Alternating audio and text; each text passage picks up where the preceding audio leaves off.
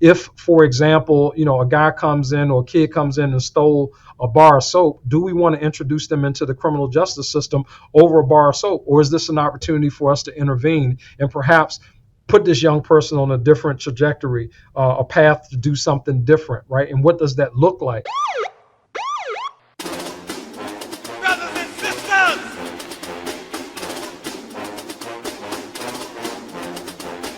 brothers and sisters,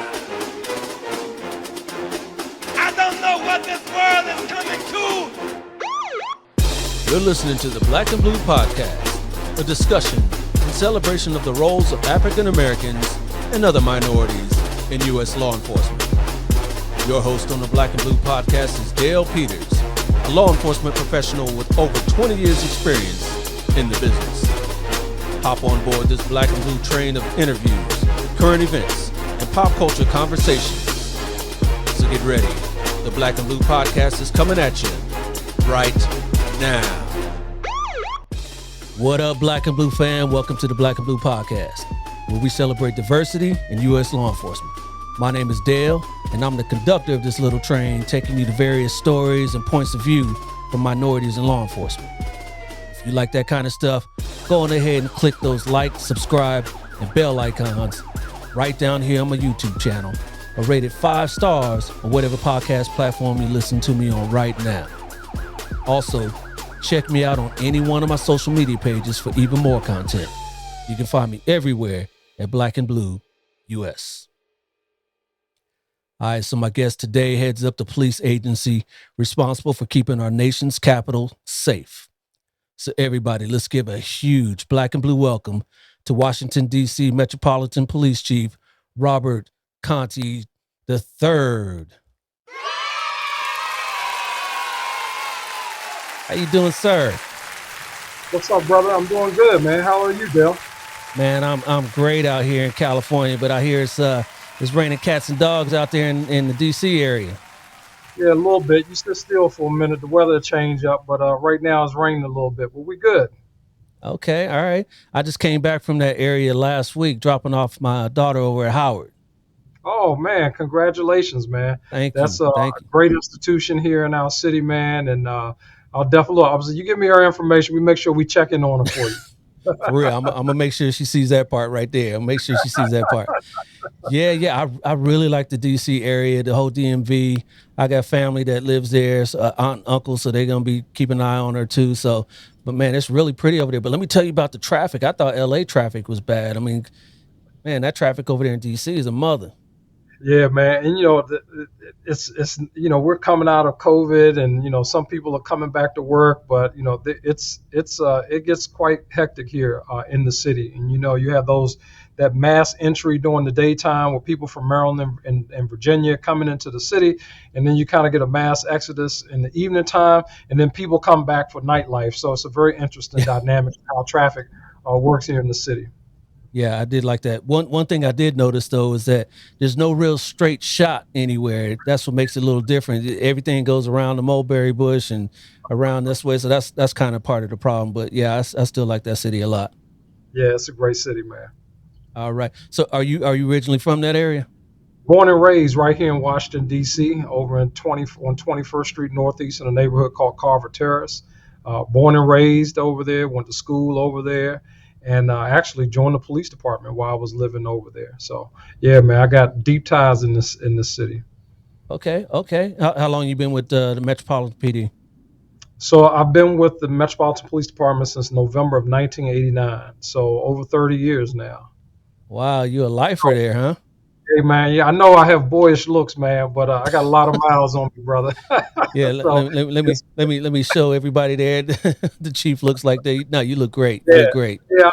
I used to have hair when I first joined the department, but I think I lost that a few years ago. But Yeah, it's good, man. I've been in this business for a minute. you and me both. I like to say when I first started going bald, it was by choice back during the Michael Jordan era. All of us wanted to look like Mike, so I shaved it off, and now it's kind of like not so much a choice, but That's right, man. That's right. But it's all good, man.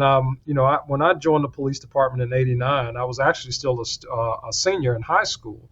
We had a program at that time for young kids like myself who came from the community but who had an interest in law enforcement. So they had a program. If you had enough high school credits, you can go to school half day, and then you came to the police academy the other half a day, and they paid you for that. So I'm like, what? Like, man, I get paid for that. Like, man, this is it. So Wow. for a number of different reasons. One, I was motivated to do it. Two, just because of the family situation, really a pathway out of poverty, man, was also something that was very attractive to me at that point in my life. I was a 17-year-old kid, and trying to decide, what am I going to do? I'm getting ready to go out here into the world, get ready to graduate from high school, and I need to have a plan. So the Metropolitan Police Department really extended me a lifeline. This city, I'm in, and just owe a debt of gratitude to our great city for that. Wow, that's what's up. Now, was that actually for a police officer in training position, or was that for some other position? So it was for a police cadet, and our police Yeah, we have cadets those. at the time, for our police cadets, you could be if you entered this program, you became a police officer at the age of 20. So if you can imagine for a minute, man, I was carrying a gun and badge, but still was not legally able to drink or anything like that, right? So I thought it was just an awesome opportunity again for a kid growing up in this city to be able to become a police officer in the nation's capital at the age of 20 by going through this program. It was an awesome thing, and I don't have any regrets about that. No, that sounds great. Yeah, we used to have a cadet program in my department, and yeah, you had to be 21 though, but it was more, yeah, getting them acclimated, and then they still had to go to the academy. So, but yeah, that's a great program. Sounds like. Yeah, it is. So I've expanded the program since I've been chief for over a year now to include it because at one point we got away from our high school kids, but we received council funding and funding from our mayor to extend the program to include 150 young people in this program. So I'm starting them out for those that are in high school.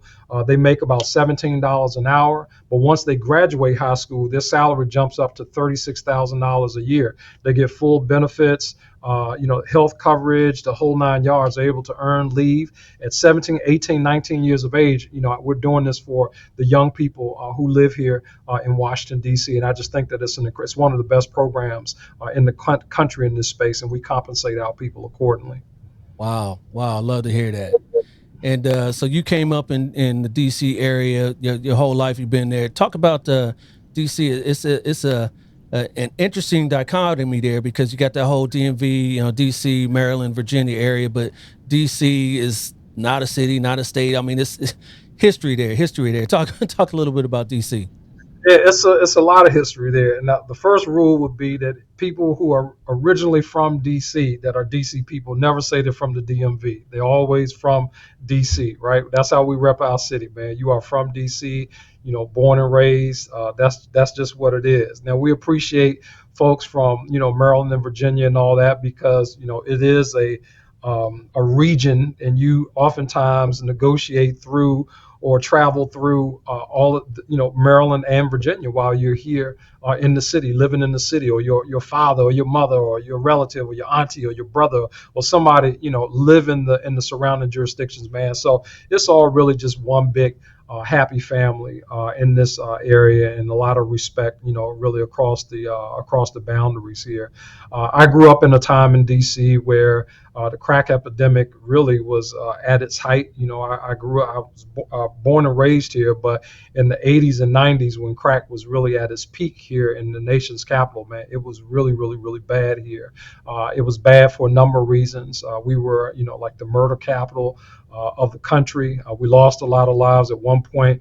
Our homicide rate, we were up to almost 500 homicides a year here in Washington, D.C. for a city that had at that time, less than 700,000 residents.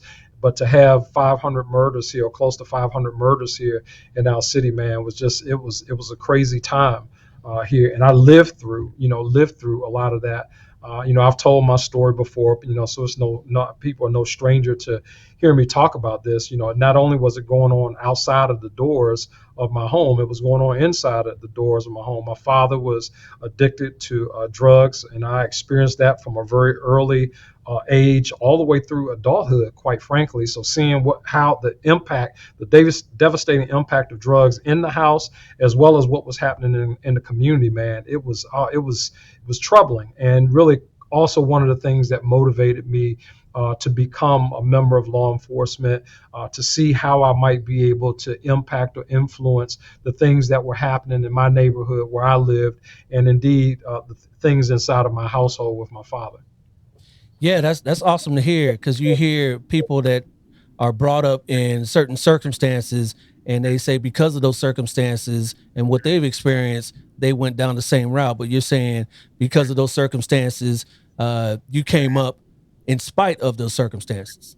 Oh, absolutely, man. And I it wasn't just because I had these great ideas in my mind that I wanted better for myself. There were teachers who surrounded me, other family members who surrounded me, who encouraged me, to chart out my own course. Right? I mean, you could continue to live a life of poverty. You could, continue to, kind of just duplicate the things that you're seeing all around you, right? Guys who I went to school with into selling drugs and all that kind of stuff. I mean, you could do that, but that just was not the path for me. And I am so glad that so many of those folks, especially my teachers, man, and oddly enough, I'm still in contact with a few of them, at least three or four of them, right today. One of my high school teachers. She just texted me the other day, and I'm in constant contact with them about just life in general. I'm very appreciative to them, and this is one of the ways really that I pay it forward, man, and try to help some young guy who may grew up in a circumstance just like mine, you never know, might be inspired by a guy who grew up in Carver Terrace, who ultimately became the police chief of the police department in the nation's capital, man. I think that, young people will look at that in a day and time where some people are not necessarily interested in law enforcement. Like, hey, man, like maybe I could see myself doing that. And maybe instead of just complaining, maybe I can find myself in a space where I can really influence change, where I could really influence training, or I can influence, the type of police officers that police in the communities where I live or where I grew up. So it's a really an honor for me to serve in the role that I am in. But I didn't get here by myself, man. It was really a lot of folks who really prayed for me and wrapped themselves literally around me with their resources. Some of my teachers, I thank them to this day for paying for field trips that my parents couldn't afford for me. But they saw a need, and they filled the need by going into their own resources to make sure that I was able to attend some of those field trips, man, that exposed me to things outside of my community. Yes, absolutely. That part right there, it takes a village, right? It absolutely takes a village, man, and we got to do more of that. Unfortunately, what I see, and I'm not sure about in your agency, but a lot of times in community, I see people, are very concerned about their own, right? It's no longer about, the community as a whole. There's still those that are out there that are concerned about the community as a whole, but, a lot of times you see people just worried about, their little piece of the pie, so to speak. And I think that, when we are more concerned about our neighbors, and when we're more concerned about our neighbors' children and how they're showing up in community and that kind of thing, man, I think we begin to see better communities when people take concern, and they're not, taking a handoff approach, or, we don't say anything about that because those are not our kids, man. We have to really think differently if we want to see different outcomes in community. And that takes a whole of community approach. And when I say whole of community, I mean police, I mean community members, I mean business folks. When I was meeting with the Target folks a few minutes ago, one of the things that I was talking to them about, they're thinking differently about how they do what they do in the space of loss prevention in their stores and so forth, and really talking about getting to the root of why some of the young people, as an example, or people period, come into their stores and do some of the things that they do, but not just trying to introduce them into the criminal justice system, but really thinking differently in that space about, hey, look, if for example, a guy comes in or a kid comes in and stole a bar of soap, do we want to introduce them into the criminal justice system over a bar of soap? Or is this an opportunity for us to intervene and perhaps put this young person on a different trajectory, a path to do something different, right? And what does that look like? So in this position, when I'm able to have those types of conversations that impact the lives of people, man, that is like the ultimate blessing for me, because some person's life is going to be impacted by decisions that we make sitting around a table every day in the different spaces where I operate. Yeah, absolutely. And what does that look like? Is it maybe offering that kid a job, getting him resources so he or she doesn't have to steal that bar of soap later? So it's a little bit of all of that, right? And here there are a couple of realities, right? Just keeping it 100, because that's just what I do, right? I mean, some people are not ready for a job. That's a Yeah, fact, right? true, You got to true. be on time for work. You can't come in and treat guests or clients or customers. You can't just talk to them any kind of way like they're people in the street. You know what I mean? So you got to get people ready to be employed. But what they're saying in the space of like, for example, instead of calling the police for every time someone steals a bar of soap, perhaps the dollar threshold when they do that, perhaps when once it's over $250 as an example, is when they may call the police, as opposed to the kid who stole the one bottle. And maybe we approach this differently and try to do some type of diversion or something like that, and instead of introducing that young person to the criminal justice system. Now, if that person becomes a repeat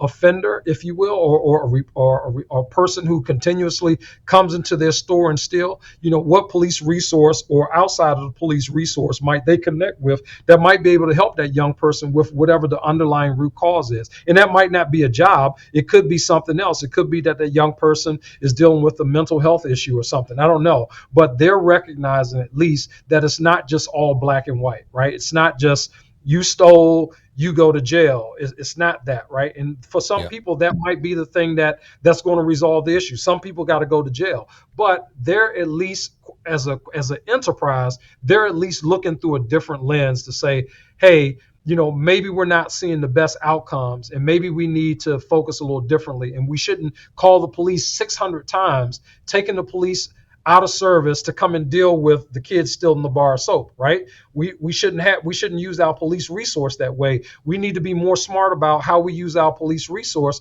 and save that for the bigger things. And maybe we internally hire some community outreach folks who can connect with folks in the community that might help impact in this space, man. So again, I'm just admiring them for thinking differently. And it's not just about reimagining policing, rethinking how the police do it, defunding the police. It's not about any of that. Here's a corporation saying, hey, let us see how we might be able to help in this space, because we are, as a corporation, subjected to, theft and all the other things that come with, some of the stuff that we see happens in community that oftentimes involve law enforcement. Let us see how we might be able to help, man. And I just think that's awesome, dude. Yeah. It really, yeah. Yeah, yeah, because that's different. Because you would think, bottom line is their business, and they're out there to Right. try to make profit so they can stay afloat. But if they Absolutely. can think of different ways to kind of help combat that problem for themselves and for the community at large, and I'm all for it. Yeah, man. So this is new for them. It's new space for them. And I think, at the end of the day, people will look at outcomes, right? Like anything. You're going to look a year from now to see, what does your theft rate? I would imagine the company that operates in that space, have we lost more or lost less? Have we sent more people to jail a lot? Have we called the police more or not? I think they'll be really kind of looking at all of those different measures to see if it's something that they want to continue to do. But just the fact that they're looking at being more relational and not just transactional when it comes to dealing with people, my hat's off to them as a business for even thinking along those lines. Yeah, yeah. And another aspect, I kind of touched on that during the prologue. There is that you were in the nation's capital, and you were charged with keeping that safe, and that's not just the citizens, but that's all the visitors that come through and all the politicians and all that. But that must be a task, right? Yeah, it is a task. I mean, you figure here in the nation's capital, you have the president of the United States, you have the vice president of the United States who reside here in Washington, D.C., and they don't move from place to place without the assistance of the Metropolitan Police Department. Every foreign dignitary that comes to our city, obviously we have Congress here, you have Supreme Court justices here, you have the seat of government essentially here in our nation's capital. And the minute anything happens, an issue, great or small, that one issue can garner national and international attention at any turn. So we always have to be on our best game every day. We have to work collaboratively with our partners from the other federal agencies, FBI, Secret Service, U.S. Park Police, U.S. Capitol Police. We have to collaborate with these guys in the work that we do. There's no one agency or entity that gets it done all by themselves here in Washington, D.C. It certainly is a collaborative effort, and we've been in it for a while with each other. And we've worked in this space, man, to really make Washington, D.C. a safe city. Now, while we do deal with the obvious issues of crime, like most of the major cities, across this country, it's the added things. We had a truck convoy. When you have civil unrest or people upset about the Supreme Court decisions, and you have, immediate response to that, or people decide that they want to come from all across the country and world to come here to Washington, D.C. to express their First Amendment rights, we have to be in a position of preparedness to be able to safely deal with those situations, man. And while it gets hectic at times, I believe that we are one of the best in the business at doing it.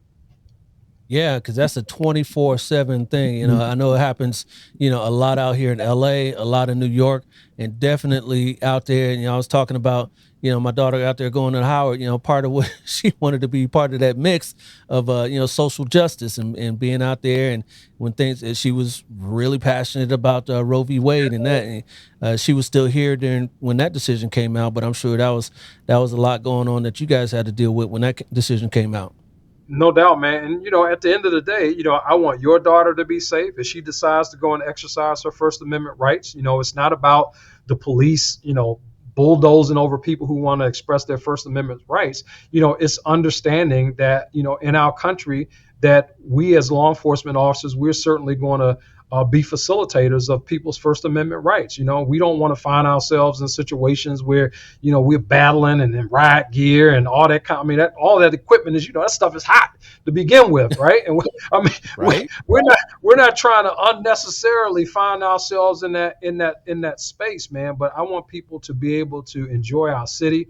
After they express their First Amendment rights, enjoy our restaurants and hotels and just all the beautiful things that this city has to offer, man. Washington, D.C. is one of the most beautiful places, in my opinion, in our country, man. It really absolutely is. And the fact that it is the people's city, the people of our country, that, there are free museums all throughout our city that people can just walk into and enjoy themselves. And there's a lot of places in the country where you can't do that free of charge, man. But I want people to be able to enjoy that and feel safe while they're doing it in our city, in whatever neighborhood they happen to be in. So it's an awesome charge, an awesome responsibility. But being a hometown kid, I'm certainly up for that challenge, and I take that responsibility very seriously. Yeah, absolutely. And you coming up within the department as a local kid, and you seen the changes from the crack epidemic of the '80s all the way up to now. What kind of spurred that change to you guys to kind of get a handle on that? So a lot of things happen, and there are good and bad things that happen, with the war on drugs. A lot of people that look like you and I went to prison during that time. And I'm not saying that people didn't deserve to go to prison, but I think, in terms of some of the things that people went to prison for in that time, we can debate about how effective that was, looking back now with the ability of hindsight, looking back 30 years to see, was it an effective strategy or not. I think that you will find people who will argue, both sides of that coin. But I think, what we've learned along the way is that you have to be strategic in your strategies and to fight crime. But I think we've also learned that it's not just a police issue when you talk about safe communities. It is really an all-involved issue. And when government is involved, to include the police, and community is involved, and business involved, and everybody is on the same page, that's when you see safe communities. It's when we are not all in sync, when we're not all on the same page, and you got people on the one hand saying, well, we don't need the police, and you got this group over here saying, well, we do need the police, and then you got the police kind of standing in the middle, and everybody's kind of divided and got their lines in the sand, where I think you don't, that's where you don't experience communities as safe as they can possibly be. I want officers to feel like they are supported by the communities that we serve. I want officers to feel like when they're going out here doing police work, legitimate police work, making our community safer, that they have the support of our communities. Our police officers, they should feel that when they're out here doing the work, but they also should understand that when they're not upholding the law and they are doing things that are not representative of what our agency represents, that there has to be accountability in that space as well. The community demands it. I demand it. And I don't think that some of the things that I saw back in the 80s and 90s of what law enforcement agencies did, I don't think those things are acceptable right now. Heavy-handed tactics, that kind of thing. I don't think that those things are effective, and I don't think that they're acceptable. But I also don't think that people firing guns indiscriminately in communities is acceptable either. And we have to be equally aggressive in that space. As we talk about accountability with law enforcement and all that kind of stuff, we have to be equally vocal, equally focused on bad actors who make our communities less safe. And when we all are doing that together, when everybody is focusing on it, that's when you see safe communities. That's when you see reductions in crime and that kind of thing, because everybody is going north. We all understand what that North Star is, and that's where we're headed. But when we're not, man, you get divisiveness and, people on different pages. And in my 30-some years, man, I just seen that's the least effective of making neighborhoods safe. Yeah, absolutely. Absolutely. So what does your department look like? What's the strength in numbers? I know you're hurting for bodies just like everybody else around the country. And what's the city of DC look like as far as the numbers and diversity in population? Yeah, so our city, for police officers, we're at about 3,480 some officers right now. That's where we are. On about 2 years ago, almost 2 years ago, we were about at 3,800. So that shows you just kind of in that very short period of time, with retirements, primarily retirements, is the reason that our number is where it is right now, coupled with the fact that there was an intentional decision to stop hiring at a certain point for about a year. And that was, through, legislation and a whole bunch of other politics and other things that were involved that put us in that space, which was not a good space for us to be in, because it's going to take us, several years to really climb out of this, especially where you simultaneously still have retirements that are happening, and we're trying to attract new officers, retain officers, and the like. It is very difficult to do that with the young people, the folks that are out there now that we're trying to attract to law enforcement. They're different from when I joined the police department. Our workforce is more educated now, definitely more educated. The people who come to our department are now, on average, they have a 4-year degree. And what does that mean? How does that translate? That means that they're not here because they have to be here. They're here because they choose to be here. And in this space, especially coming out of COVID, where you see people transitioning to different jobs, people want to telework, people want to do things that put them closer to their kids, where they don't have to necessarily go into an office. Law enforcement is not necessarily the type of profession, as you well know, where you can telework and you can do all of those things. Nope. So people are making very intentional choices, right? Not just in the policing field, but in several different disciplines, people are making intentional choices in that space. They want more of a social life. And unfortunately, with a shrinking workforce, it's very difficult for officers to have, a meaningful social life with consistency that doesn't include, us being called to duty because of a decision that happens in the Supreme Court or a presidential movement or something else that's happening that requires us here in the nation's capital to perhaps respond differently than another city might. Because we're on high alert here in Washington D.C. doesn't mean Newark, New Jersey is going to be on high alert, because it's just different things that may be happening in that space versus in this space, and we have to be in a posture of preparedness. As an example, there was a huge truck convoy that happened in Canada a couple of months back that shut down a lot of their commerce, and I mean just a whole situation there. The police chief ended up losing his job up there as a result of things that were going on. And we had truckers who wanted to come here to the nation's capital, and they wanted to blockade the city, and they wanted to protest, and they wanted to do all these things, and we just couldn't, we couldn't have that. And our response to that,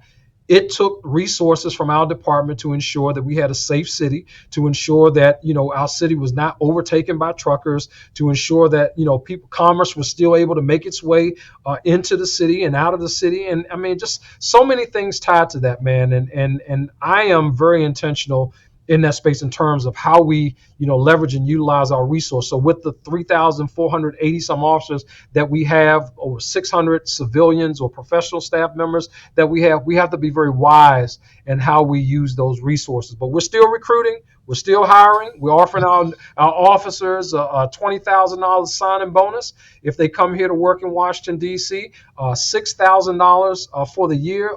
For if they decide to live in Washington D.C., we'll give them an additional $6,000 incentive. We're hiring a class every month.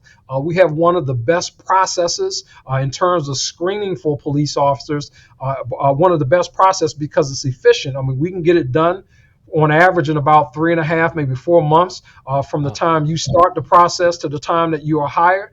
So we are hiring, man, and we're looking for great officers who want to protect. This is, while I was born and raised here, but this is really, and I look at it through this lens. Washington, D.C. is an international city. We have people here from all over the world, man, literally here in this city. And our police department is a reflection of that, right? Our police department is diverse. We have one of the highest percentage of women in our ranks. Right now, we're at 23% of females in our ranks of the police department, with a goal of being at 30% by 2030. That's head and shoulders above a lot of police departments. We're over 50% African American in our police department. So I mean, there are a lot of good things that are happening here in the nation's capital, man. And for people who are interested in a career in a dynamic city, man, the residents, you talked about the demographics of the city. The population of the city, people who live here, is about 700,000. But you add in the people who come from Virginia and Maryland every single day, the population, and then for the nightlife, and then the kids who are at Howard and Georgetown and George Washington University. I mean, we got some great schools here in the city. That population easily exceeds 1 million people in our city every single day, man. So dynamic city, a dynamic workforce, man, and just one that I'm blessed to lead, man. Absolutely.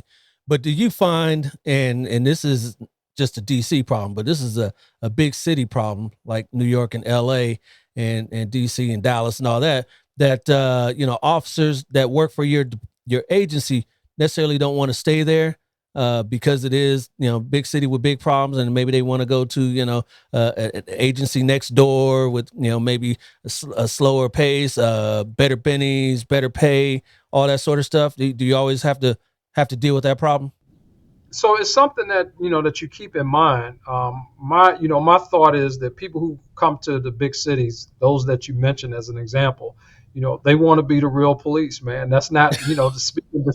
I'm not speaking ill of anybody, any other agency. But the reality is, you're going to have some people who are going to say, hey, I joined the department at this point, and I kind of like what I see on TV. I really wasn't signing up for all this other stuff that happens in that space. So you'll lose some. Sure, you'll lose some in that space, but the law enforcement community is really a very small world. What I oftentimes see in my position as chief, let's say a person will leave this department and go to another department, and then 4 months later, I'm getting a letter saying, hey, I really would like to come back.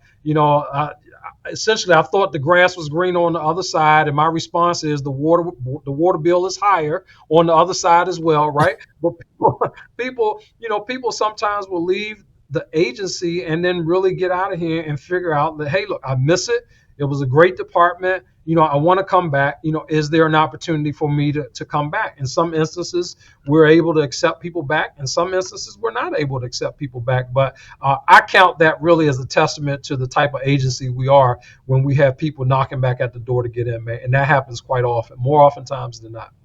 Yeah, absolutely, absolutely. And then we were talking about reaching out into the community. Kind of off air, we were talking about a band that your department has and how they kind of influenced you. Talk about that a little bit. Yeah, so we have when I was in school, elementary school, we had what was called a side by side band. It was a police side by side band, and at all the elementary schools every year, every the kids we look forward to this band of police officers in uniform showing up at the school, and you had a guy on the drums, police officers singing, somebody playing the bass guitar, somebody playing the roller tom, somebody playing the congo.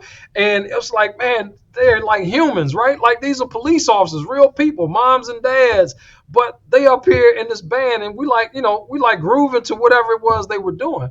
And so several years ago, about 4 or 5 years ago, the band had been off the circuit for a while now, but people in community really, hey, when is the police side by side band coming back? When is the police side by side band coming back? So really, in response to members of the community, we had started a band, but we relabeled it to the side by side band, and they've been playing in our schools. They've been playing in community at various community events. I got a senior citizen called me up on a Friday. Was like, hey, can I get the side by side band for this Sunday at an event that they were having at a church? I'm serious, but she called on, it was the Thursday or Friday of last week.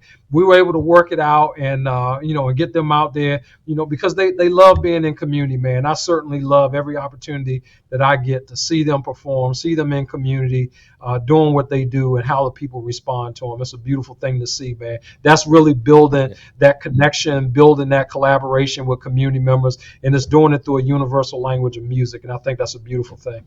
Now, are they a cover band or do they do original stuff? So they pretty much are a cover band. Most of the stuff that they do is, stuff that we hear on the radio or go-go music as we have here in Washington, D.C. They got a couple of those, on the list and everything, man.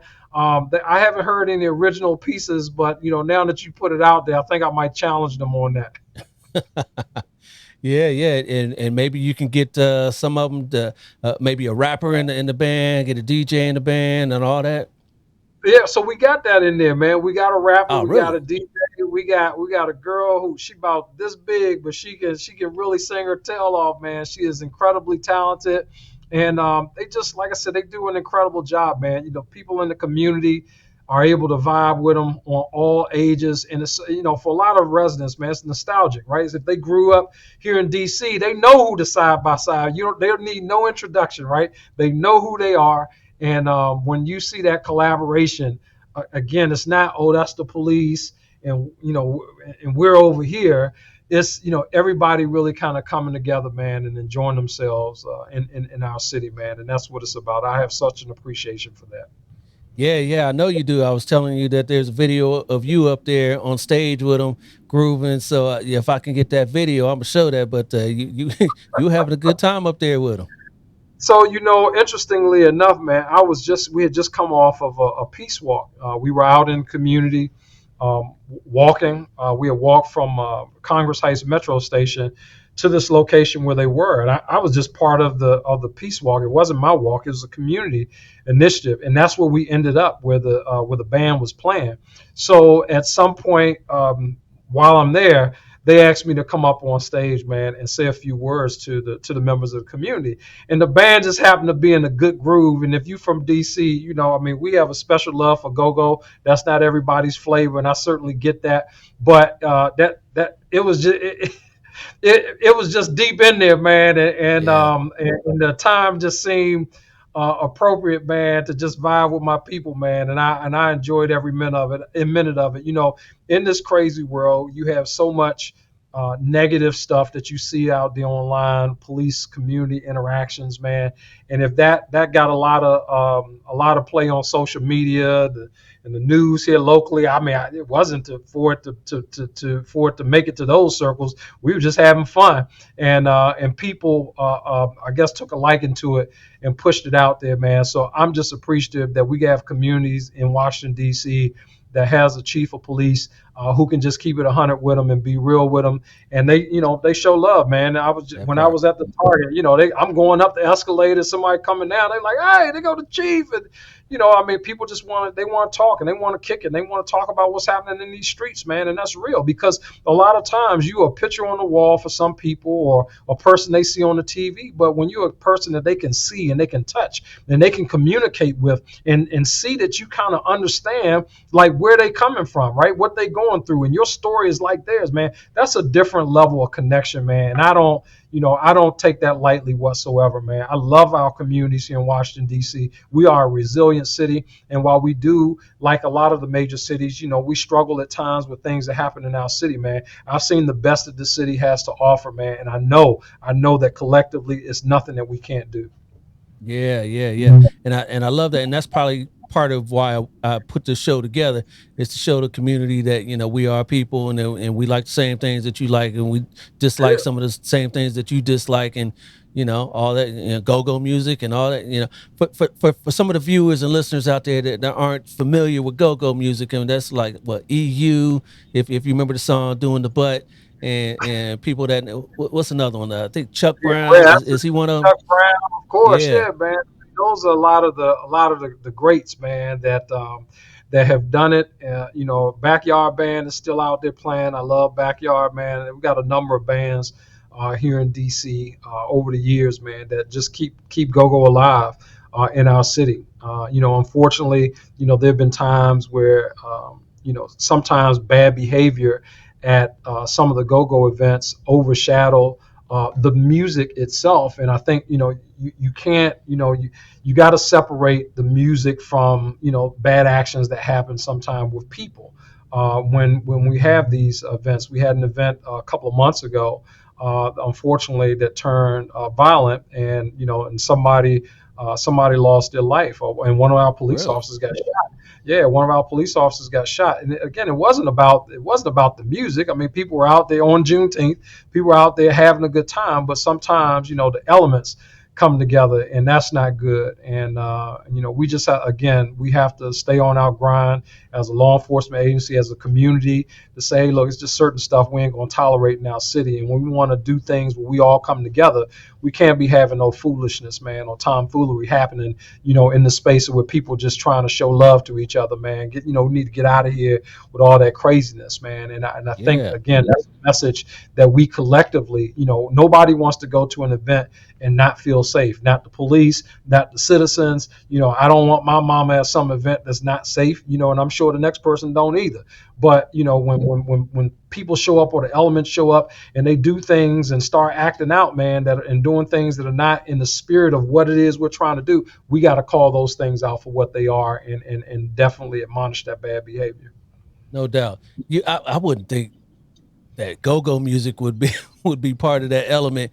That's like feel good music right there. But it's funny. It I is did. still good. Yeah, Yeah, I it actually is saw still good some on music. I saw some on TV one. Maybe it was an unsung or something. A whole piece they did. I think it was like a 2 or 3 part show about go-go music, and the violence that accompanied it a while back in the 80s and the 90s. Yeah, it was a trip. I don't know if you saw that. Yeah, I did, man. And like I said, the reality is, because music is universal, it bring all people together. And it doesn't mean, all people who like each other. You understand what I'm Yeah, saying? I mean, you right. you can have people from different communities who all enjoy go-go, but end up at the same place, right? They could all enjoy Kenny G, and they could all end up at the same place.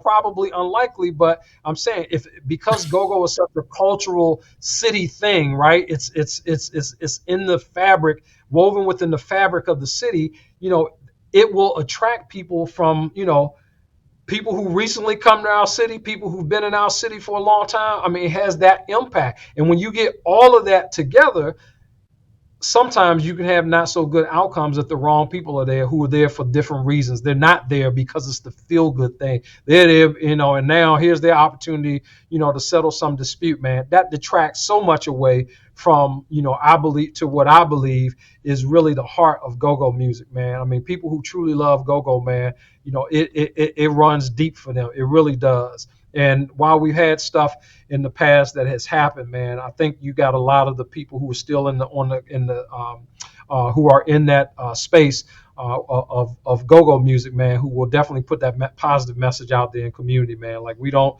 they'll stop a show or whatever. Like, hey, one fight, good night, you got to go, get out of here, kind of thing. Because we don't want the bad stuff that come along with that, Yeah. So what's the next 3 years or so look like for you, Chief?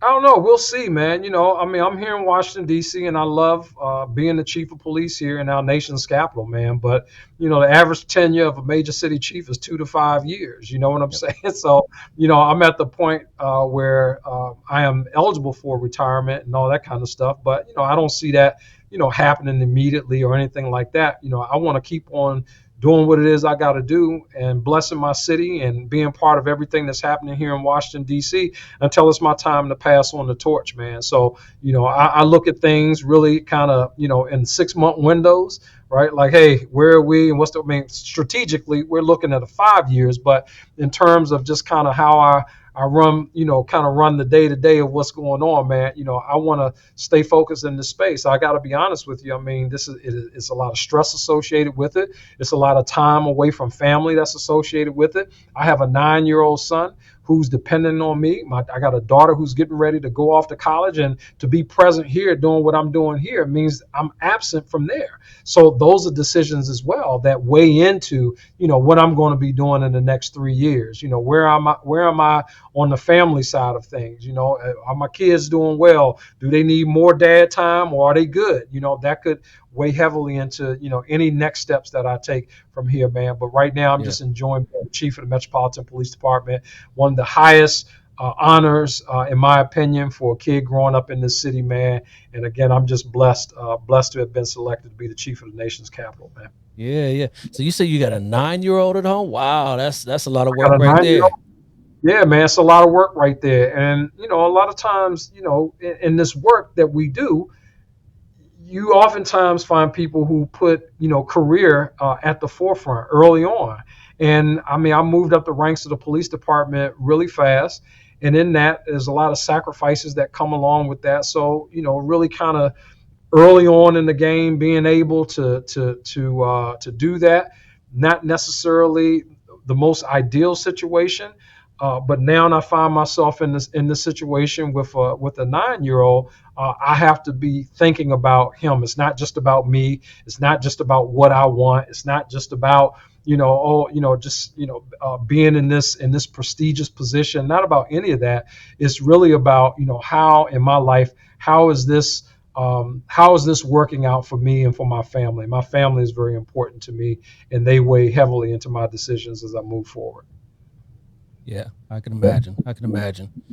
Well, I thank you for coming on to the show, Chief. Man, this is a great conversation. I appreciate it. But like I told you before we got started, I'm not going to let you go yet because I got some trivia here for you. So let me get that set up for you here. This game here is called Black or Blue, Black or Blue, Black or Blue, Black or Blue, Black or Blue, Black or Blue. All right, Chief, this is my Black or Blue game. And today your category is DC babies. DC babies. That means famous people born in the Washington, D.C. area. So I'm just going to show you a celebrity. You just tell me were they born in D.C. or not. All right. That seems pretty simple. Let's hopefully we can get you through this unscathed. Your first person here is, how about Taraji P. Henson? Is she from D.C.? Absolutely.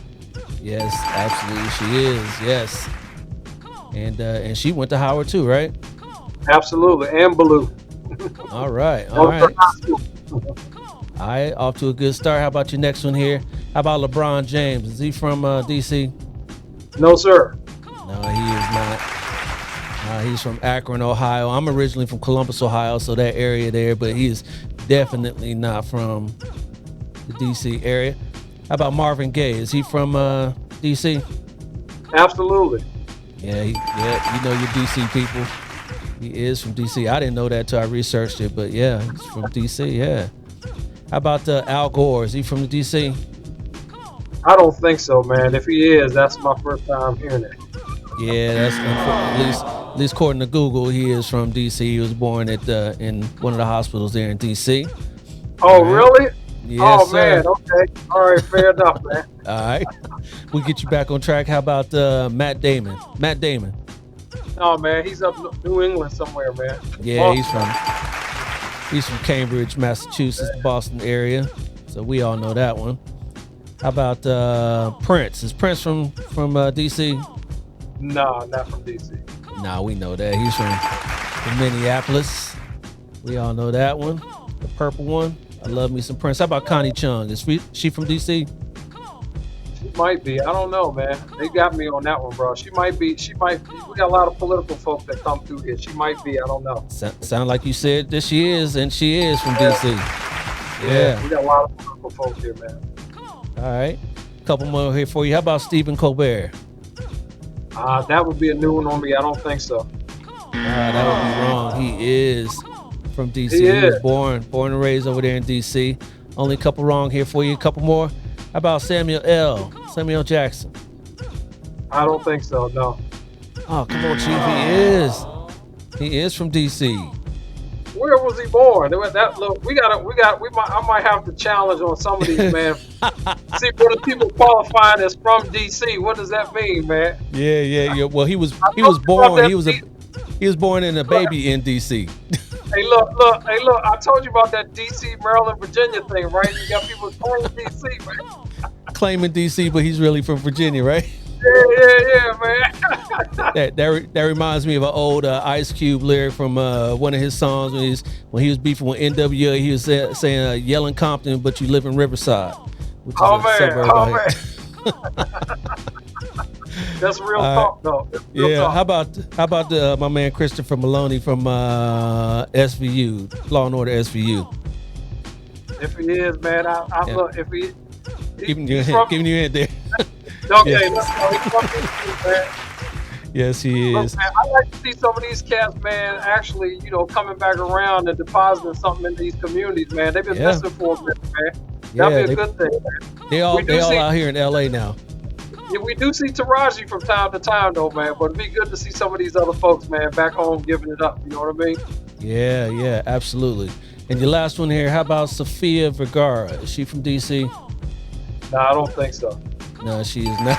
That was an easy one. She's from Barranquilla, Colombia. If you said she was born in one of our hospitals, man, again, I would have to challenge that one. No, you got more right than you got wrong, so we're going to call you the winner. Oh, man, that's what's up. Everybody hands go up. All right, Chief, man, I appreciate you being a good sport on that one. Why don't you leave us with some words of wisdom for my viewers and listeners here before we get you out of here. Hey, man. Well, hey, look, I appreciate the opportunity, first of all, Dale, just to come on and kick it with you for a little bit, man. Law enforcement, I believe that we are certainly at a time where we are needed more so now than ever in the history that I can recall of modern day law enforcement. But we can't do it all by ourselves. There are communities that are out here that are dependent on us. Now is not the time for us to let up off the gas pedal. Now is not the time for us to turn a blind eye. We have to be equally committed to this profession that I know we all love so very much in an effort to see safer communities, man. And nobody can do it by themselves. While the road ahead of us may be difficult, if anybody can really pull this thing off, it's our law enforcement officers working with communities that are going to be able to really realize the safer communities that I know that we will see in our major cities across the country, man. Lastly, I will say that oftentimes, man, as I search, around the different spaces and places, the one thing that I have learned in any community that I go to is that people respond differently depending on their proximity to the pain. And when they are very close to the pain, that's when you probably have folks' attention.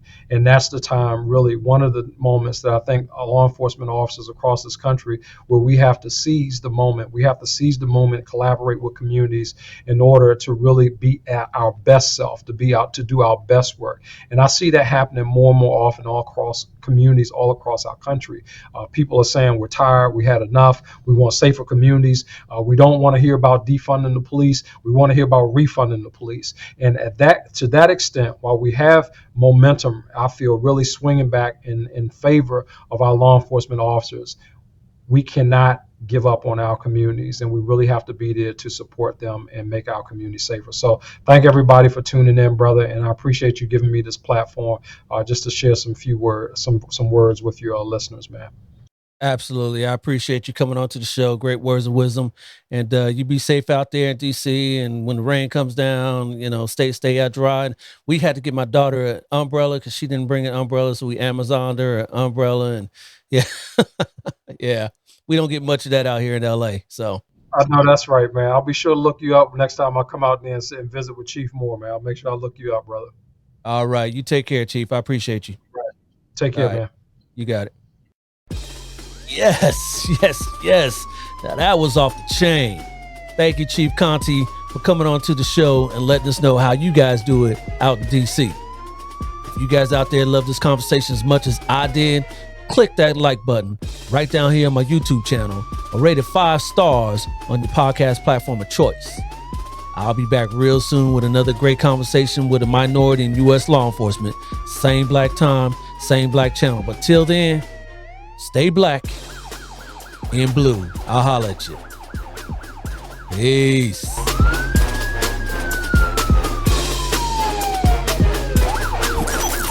This has been a Maitre D Entertainment presentation.